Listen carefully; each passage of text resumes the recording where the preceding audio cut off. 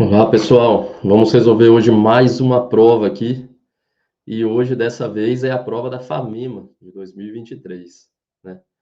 Se vocês fizeram essa prova, conte aqui nos comentários aqui embaixo quais foram as dificuldades, ou se fizeram ou não apenas. Escreva aí para mim, eu quero saber quem é que fez e quais foram as dificuldades que vocês tiveram aí.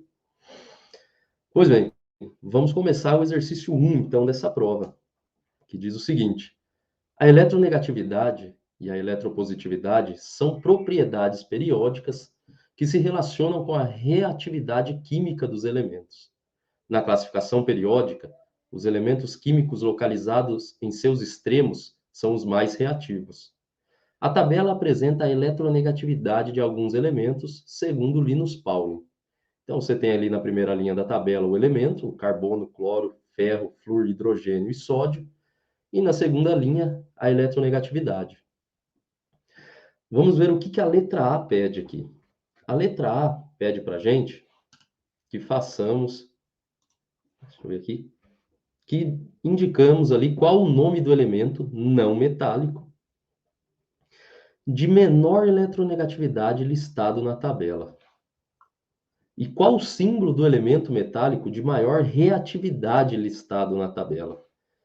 Então, no primeiro momento, ele quer que a gente fale qual que é o elemento não metálico de menor eletronegatividade. Para resolver esse exercício, existe uma fila de eletronegatividade, só que não vai ser necessário aqui, né?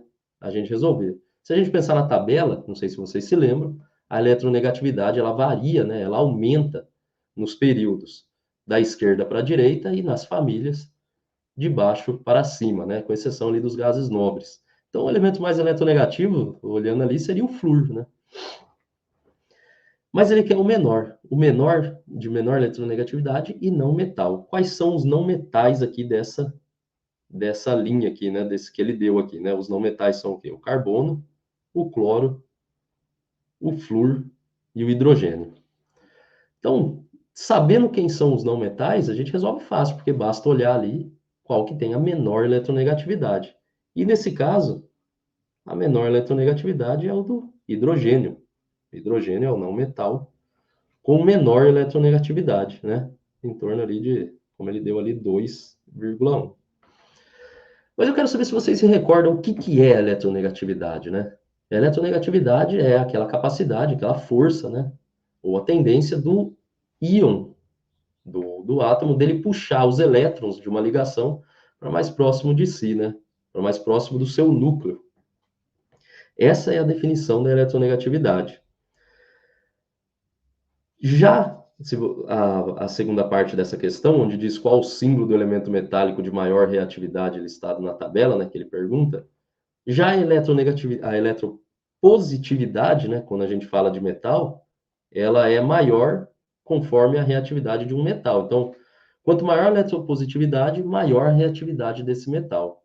Existe também uma fila, né, de reatividade dos metais, né, onde a família 1A, os metais alcalinos, depois alcalinos terrosos, aí alumínio, manganês, zinco, eles são os elementos de maior reatividade. Nesse caso, para responder essa questão, a gente viu que sobrou dois elementos aqui, o ferro e o sódio, sendo dois elementos metálicos aqui dessa tabela. Então, aqui vai ser o contrário. Quanto menor a eletronegatividade, maior a reatividade. Até se a gente ver pela tabela, né, pela aquela fila que eu falei de reatividade, o sódio é da família 1A, ele é um alcalino, ele é onde está ali os elementos de maior reatividade, os metais de maior reatividade, né? Então, aqui, nesse caso, a resposta é o sódio. Letra B. Vou ligar o computador na tomada que está acabando aqui. Vocês me dão licença, hein? Pronto. Continuando, então.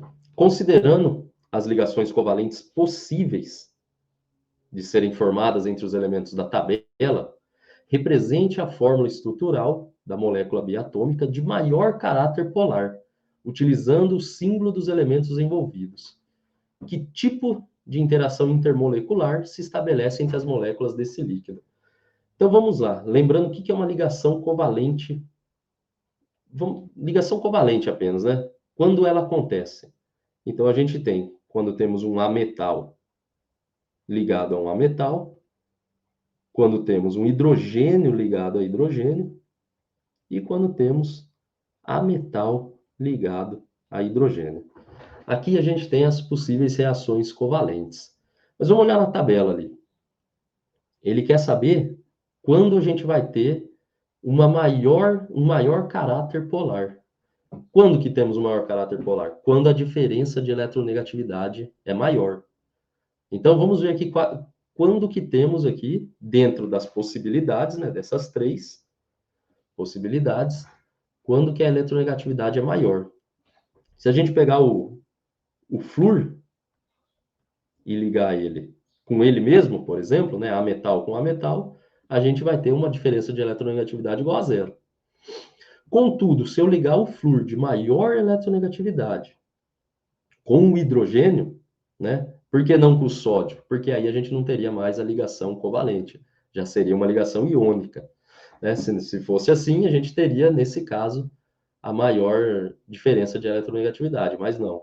Ele quer quando temos ligações covalentes. Então, o flúor ligado ao hidrogênio é o caso de maior diferença de eletronegatividade, né? Então, o flúor, né, vamos representar da maneira mais usual, onde a gente coloca o flúor primeiro, o hidrogênio primeiro e depois o flúor.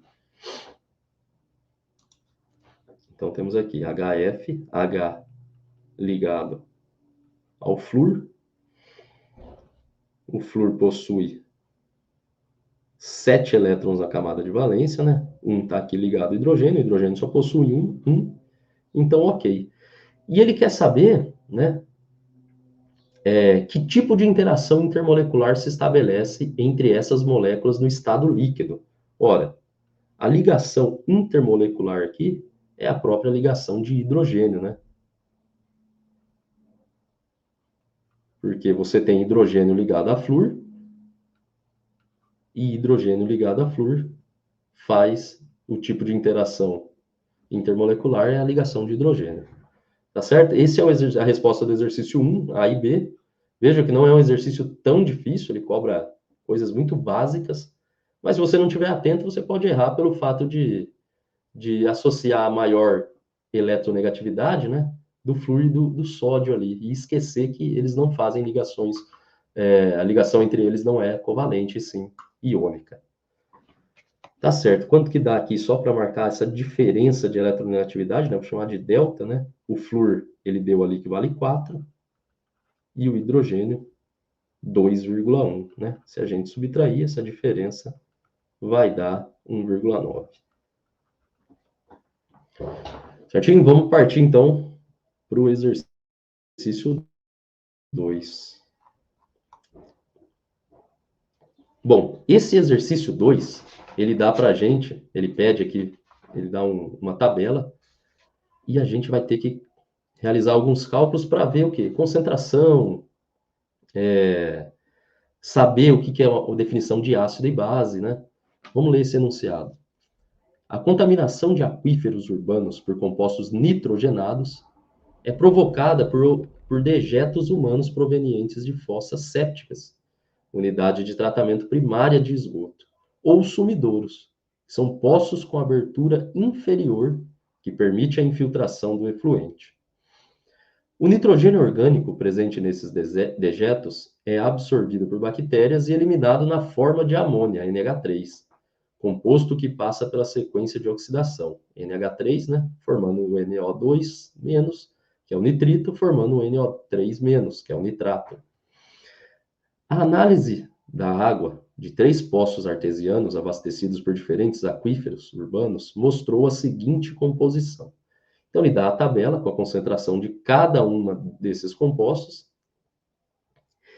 e ele mostra aqui o poço artesiano 1, 2 e 3, onde o poço artesiano 2 é aquele que apresenta apenas a concentração de nitrato, né? Grave isso, que isso vai ser importante para resolver a questão. Vamos ver a letra A.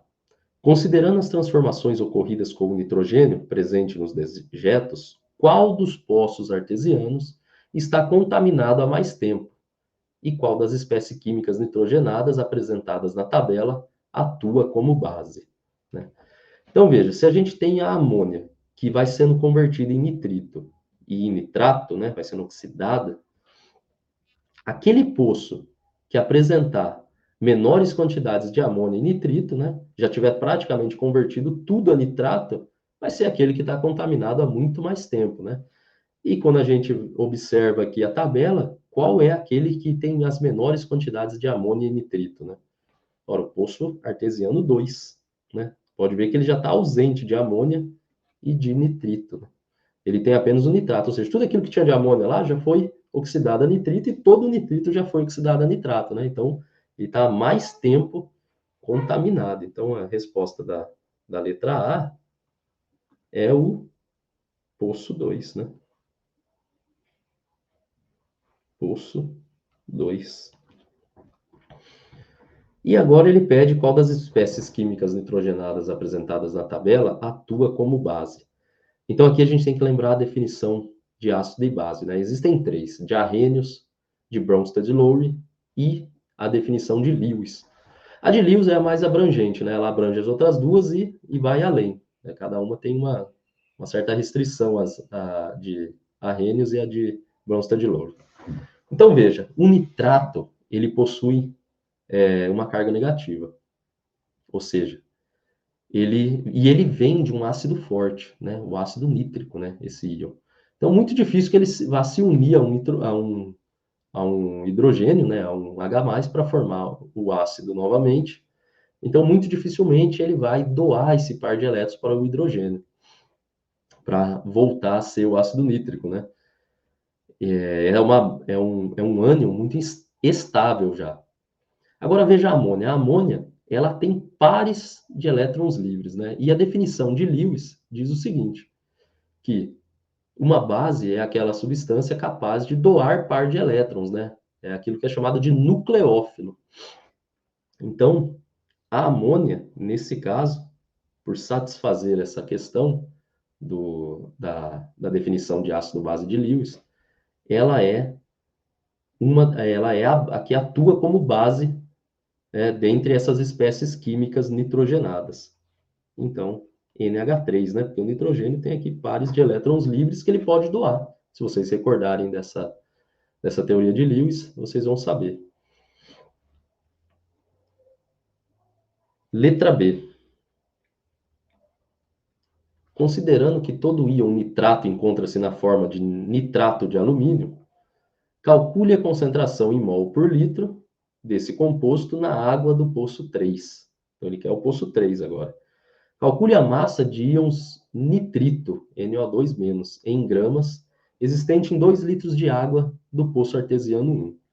Então, vamos para a primeira parte da questão. Vamos calcular a concentração em mol por litro de íons nitrato, né? De íon nitrato.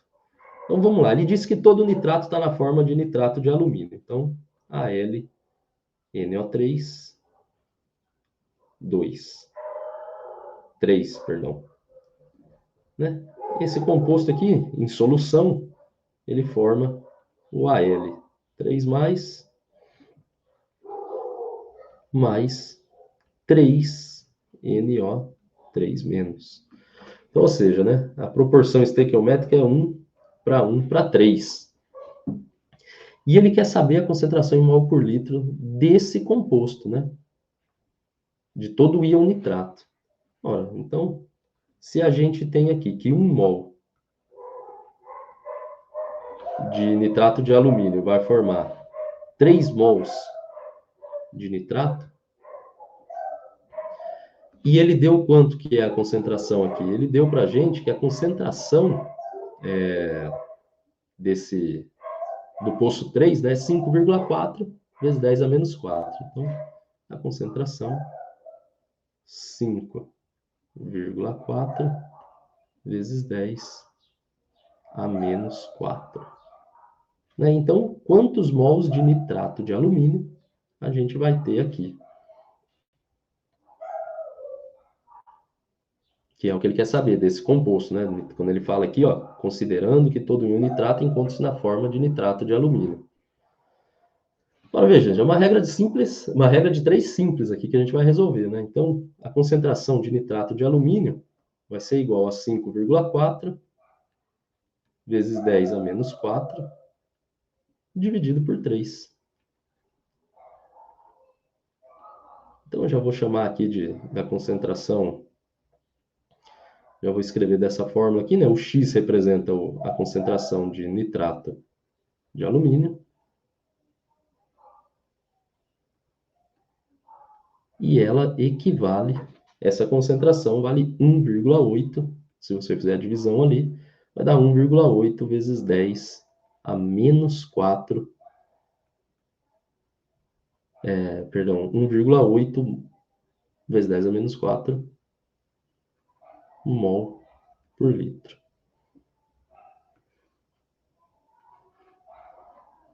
Essa é a resposta da primeira parte da questão. Veja, a segunda parte, ele pede aqui, calcule a massa de íons nitrito em gramas existente em 2 litros de água. Então, vamos ter que mexer aqui com a solução para encontrar a quantidade de mols em 2 litros e depois, a partir da massa molar desse nitrito, a gente encontra a quantidade em gramas existente. Então, ó, o NO2 menos no poço 1, ele tem 1,5, aqui, ó, 1,5 vezes 10 a menos 4 mol por litro a concentração. Então, vamos colocar aqui que a concentração de NO2- é igual a 1,5 vezes 10 a menos 4. Qual é a fórmula aqui que a gente usa para fazer a concentração? Ora, concentração mol por litro, ela é igual a número de mols sobre o volume em litros. Ele deu ali a concentração, 1,5 vezes 10 a menos 4, é igual a N, que é o que a gente quer descobrir, dividido pelo volume, que ele deu, 2 litros. Então, o número de mols aqui vai ser igual a 3,0 vezes 10 a menos 4 mol. Ótimo. Não acabou. O que ele pediu? Ele pediu a massa em gramas, né? Para isso, a gente precisa saber qual que é a massa molar do NO2-.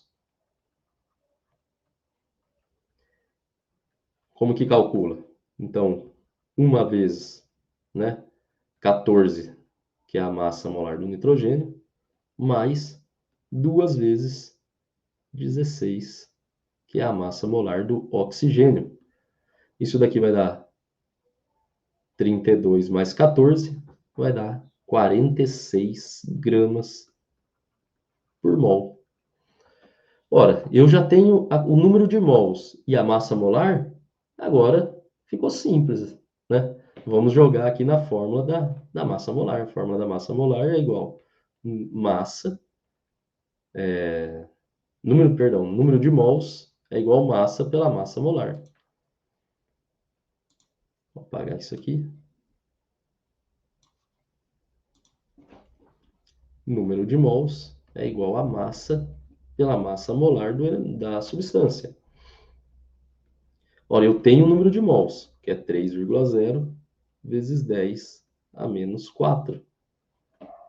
A massa eu quero descobrir. E a massa molar a gente acabou de calcular ali, que dá 46 gramas por mol.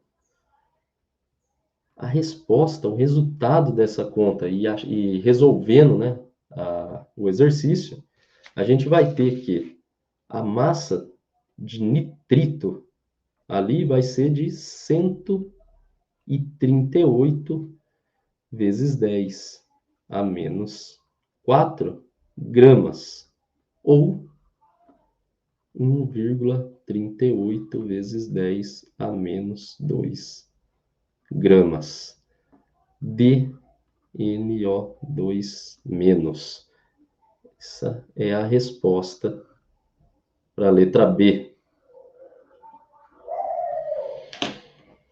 Ficou alguma dúvida? Se vocês estão tendo alguma dúvida, deixa aí nos comentários, que depois eu vou responder. E não esqueça já de curtir o vídeo, né? Vamos fazer uma pausa aqui para que vocês curtam o vídeo, que é muito importante aí para o canal.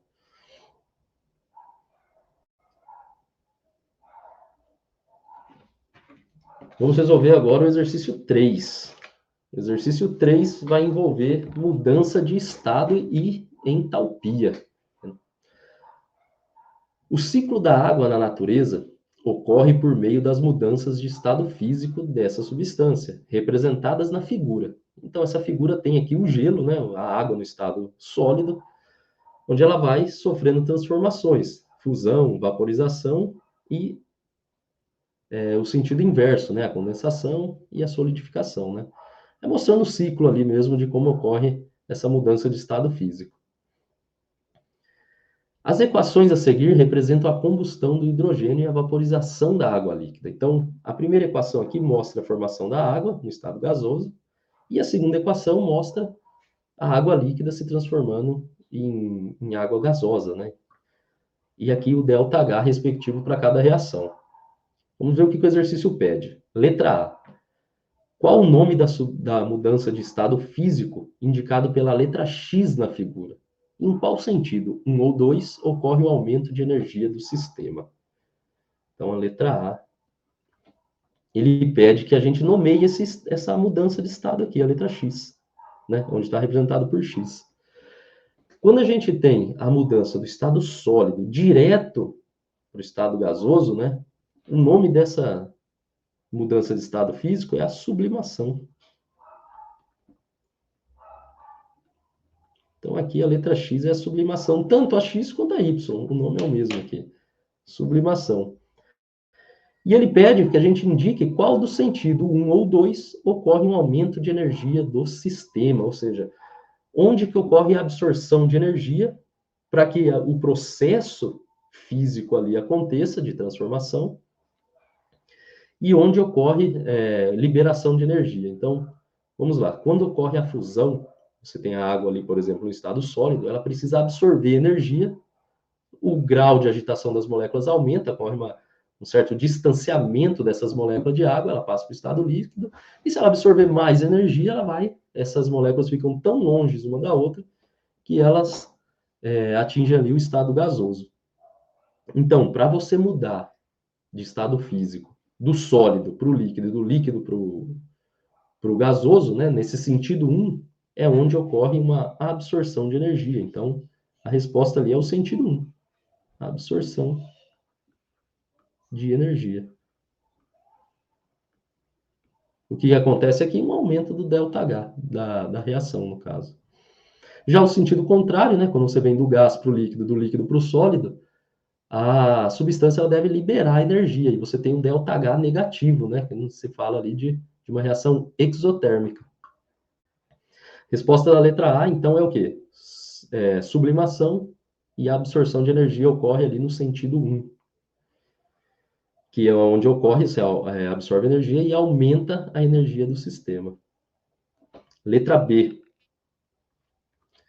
Determine a energia produzida em kJ na combustão de 10 gramas de hidrogênio.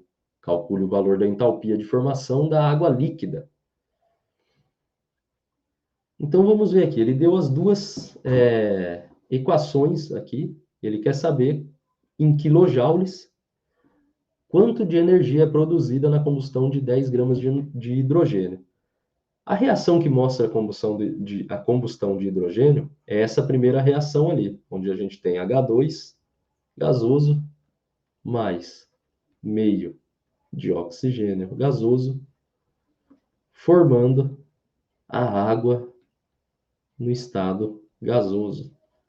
Né? Ele deu que o ΔH da reação é igual a menos 242,9 kJ por mol. Pois bem, então a gente viu aqui que 1 mol, né, de hidrogênio, 1 mol, essa equação já está balanceada, 1 mol vai produzir 1 mol de água, ou 18 gramas de água, né? Já vamos usar em gramas aqui. 1 mol de hidrogênio, a gente tem a quantidade aqui de 2 gramas, né? Então, 2 gramas de hidrogênio produz 18 gramas de água. E libera, né? Libera essa quantidade aqui de energia, menos 242,9 kJ. Né? Aqui é a mesma coisa, menos 242,9 kJ. O que o exercício pede? Ele pede o quanto de energia que vai ser liberado quando tiver a combustão de 10 gramas de hidrogênio. Então, aqui 10 gramas vai liberar uma quantidade X de energia. Essa quantidade a gente resolve por uma regra de 3 simples, né? Onde 2 gramas está para menos 242,9 kJ, né? Aqui é joule.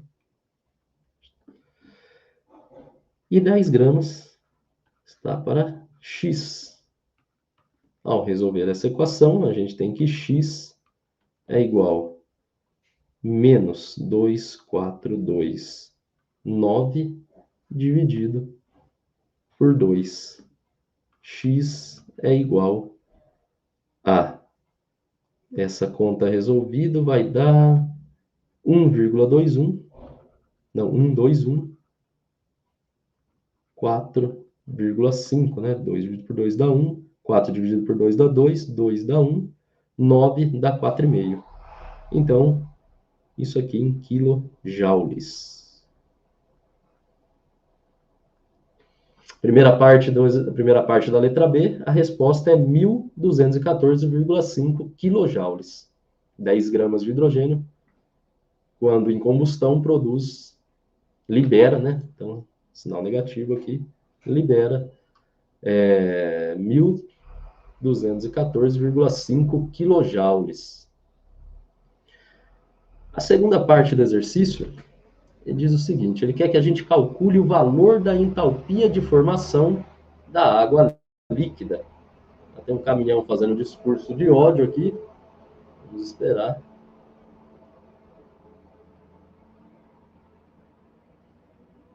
Pronto. Então, vamos dar continuidade aqui. Calcule o valor da entalpia de formação da água líquida. Bom, aqui a gente vai usar o quê? A lei de Hess, né? A gente vai somar essas equações, inverter, mudar sinal da entalpia. E eu já quero deixar aqui para vocês um pedido. Se por acaso vocês têm alguma dificuldade sobre lei de Hess, também escreva aí nos comentários que eu vou preparar uma aula sobre isso se tiver muita gente pedindo, né? Então, depois eu vou dar uma olhada nos comentários. Se tiver muitos pedidos, eu vou preparar uma aula sobre lei de Hess aqui para vocês. Aqui. Vamos lá, então, continuando a letra B, a equação, né? Vou passar ela aqui para baixo, né? Ele tem a equação de formação, né, da água gasosa, então H2, né? Que é a equação de combustão do hidrogênio, mais meio de O2, formando aqui a água no estado gasoso. E o ΔH, que a gente usou ali, vai ser igual a menos 242,9 kJ por mol. A outra equação que ele deu ali, eu já vou inverter ela, inclusive, para resolver esse exercício. Ó. Vocês olharem aqui, ó, ele tem a água líquida formando a água gasosa. Mas ele pede a formação da água líquida, né, no exercício. Então, eu já vou inverter, e quando eu inverto a equação, né, eu mudo o sinal da variação de entalpia ali. Então, vamos lá, já invertendo, eu tenho H2 gasoso, a água H2O gasoso, formando o H2O líquido. Então, veja, você tem do gasoso saindo para o líquido, né? É coerente que esse ΔH seja negativo, ele está liberando energia, como eu falei ali na letra A.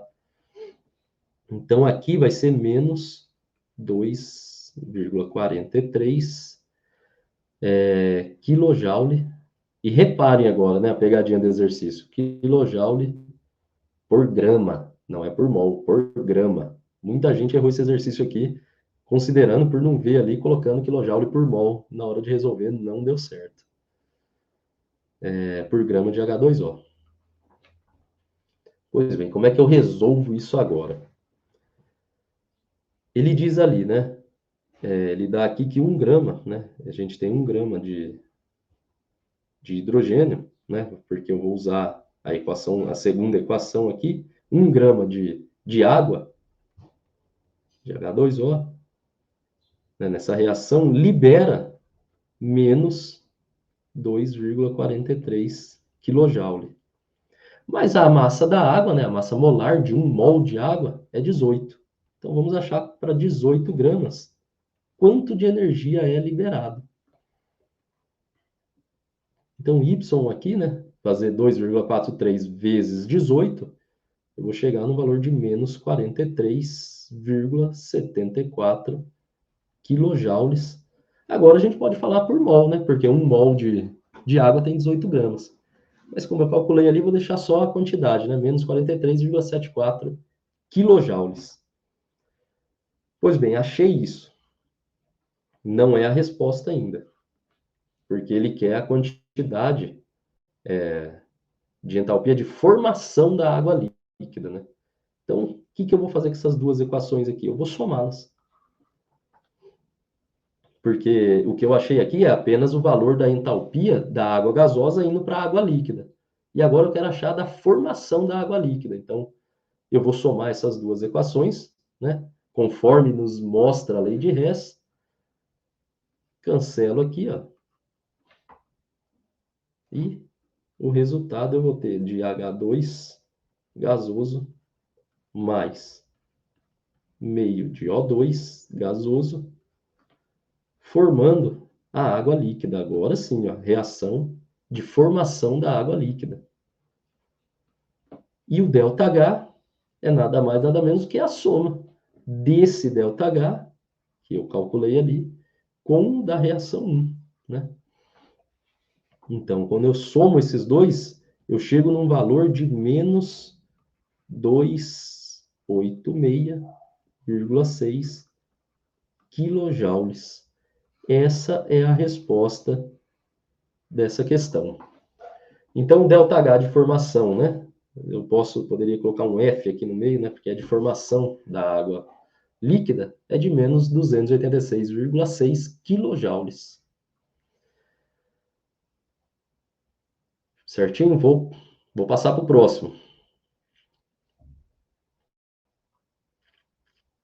O próximo é o último exercício dessa prova. Repare que não é uma prova difícil, né? Algumas coisas a gente precisa ter atenção, mas os conceitos cobrados são os conceitos básicos mesmo da química. Vamos ver, questão 4. Analise a equação que representa a ionização de uma conhecida substância utilizada como analgésico. Então, a gente tem essa substância que tem aqui, está mostrando em equilíbrio ela com o seu íon, né? Quando ela é ionizada aqui. Esse analgésico apresenta uma constante de ionização, né, o Ka, de 3,2 vezes 10 a menos 4. E é facilmente absorvido pelo organismo na sua forma ionizada, ou seja, essa forma que está à direita da reação. Letra A. Quais funções orgânicas estão presentes na molécula do analgésico? Então, ele está falando dessa primeira molécula aqui. Quais funções orgânicas a gente observa aqui? Ora, a primeira aqui, ó, C-OOH, a gente tem um ácido carboxílico. E a segunda função, a gente encontra duas aqui, é o éster, né? Aqui nós temos a função éster, né? Eu não sei se todo mundo que está me assistindo aí tem um conhecimento bom ali de química orgânica, mas se não tiver, por favor, escrevam nos comentários que eu também vou gravar uma aula sobre química orgânica, né, para vocês. Bom, a letra A foi dada, foi presente da banca para vocês aí. Agora, a letra B já tem que fazer um cálculo que também é simples, mas envolve alguns conceitos de equilíbrio também. Então, vamos ver. Em que sentido o equilíbrio de ionização do analgésico é deslocado se for adicionado ao sistema uma suspensão de leite de magnésia, né? Leite de magnésia é a base, né? O hidróxido de magnésio. Então, MgOH2. Em solução, né? A gente tem Mg2 mais 2OH menos. É uma base. A gente tem uma base aqui. Se a gente adiciona uma base, então, né? Nesse equilíbrio, o que acontece? Para qual sentido, para qual lado vai acontecer o deslocamento da reação?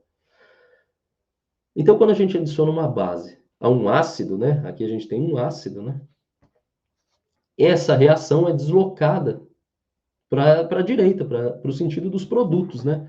Porque os ânions OH formado na suspensão, eles vão reagir aqui com os íons H+.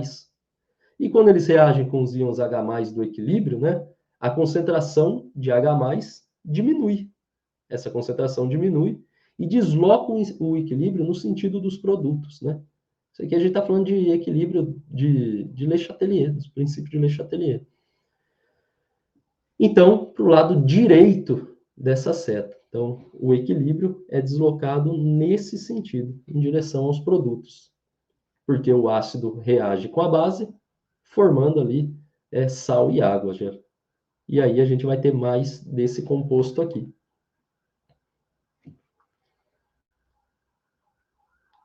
Então, eu vou escrever aqui, ó, desloca no sentido dos produtos.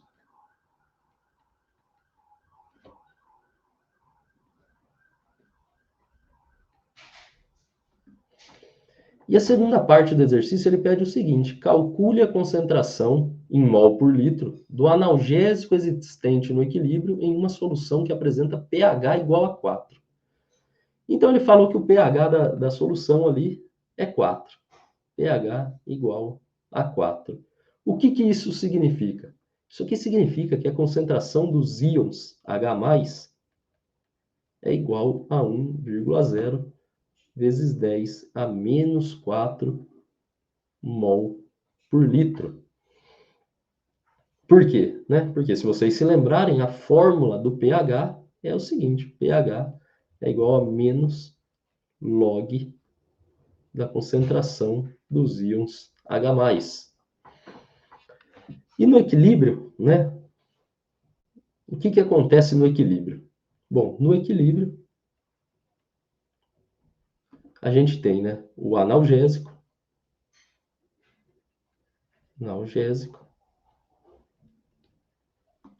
formando aqui o íon do analgésico, né? O íon mais o H+, né? Que é aquela reação que ele deu ali em cima.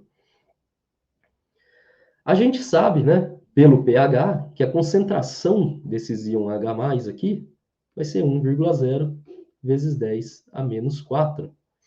E como a reação é 1 para 1, a gente sabe que a formação, né, se formou 1,0 vezes 10 a menos 4 mol por litro de H+, vai formar o mesmo para o íon, né? 1,0 vezes 10 a menos 4. Mas o analgésico, a gente não sabe, ele tinha uma concentração, né? E eu vou chamar ela de X.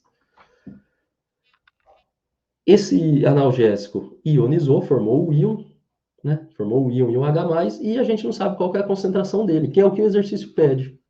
Então, pelo Ka, a gente consegue descobrir isso. Ele deu que o Ka era 3,2 vezes 10 a menos 4. Então, jogando aqui na fórmula, a gente sabe que o Ka é igual, né?